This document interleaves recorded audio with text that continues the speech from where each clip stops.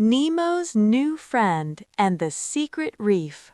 In the heart of the Great Barrier Reef, where the water is as clear as glass and the coral glows like neon lights, lived a small clownfish named Nemo. He was waiting by his home for his best friend, Aki. Aki was an octopus who was very good at hiding, but he couldn't hide his excitement for their big adventure today. Today was the day Nemo promised to show Aki all the secret spots of the reef.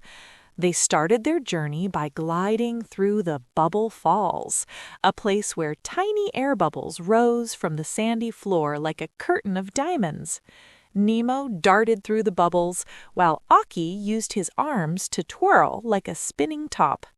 As they crossed the great drop-off, they ran into Nemo's father, Marlin. Marlin was always a little worried about the open ocean, but he smiled when he saw the duo. "Be careful out there, you two," Marlin called out. Nemo promised they wouldn't go too far, waving his lucky fin at his dad. Further along, the water grew darker and the plants grew taller.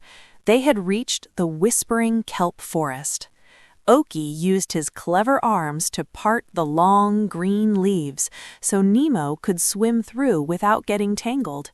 It was like walking through a jungle under the sea. "I want you to meet the rest of the gang," Nemo said. They swam toward a hidden cove where the water was exceptionally still.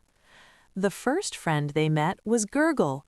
Gurgle was a very clean fish who didn't like germs or messy situations. He was busy polishing a piece of sea glass when they arrived. Oki reached out a tentacle to say hello, but Gurgle darted back. "Wait, are your suckers clean?" Gurgle asked nervously.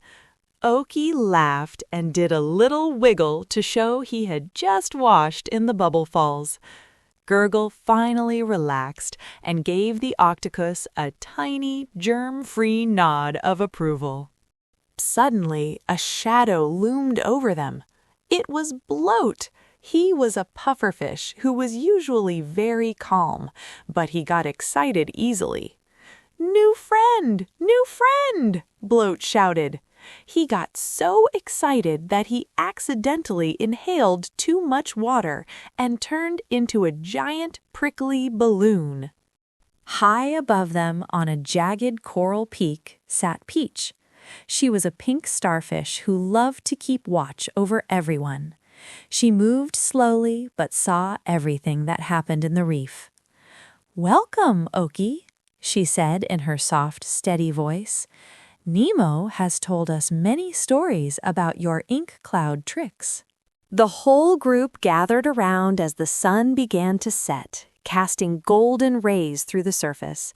Marlin and Peach watched as the younger fish played. It was a perfect day. They had explored the kelp, dodged the bubbles, and made sure that everyone felt at home in their underwater paradise. As the moon rose, the reef began to sparkle with bioluminescent light. Nemo and Oki found a cozy spot near the anemone. "Thanks for introducing me to everyone, Nemo," Oki whispered, his eyes getting sleepy. Nemo yawned and tucked himself into his bed. "That's what friends are for, Oki. Tomorrow we explore the sunken ship."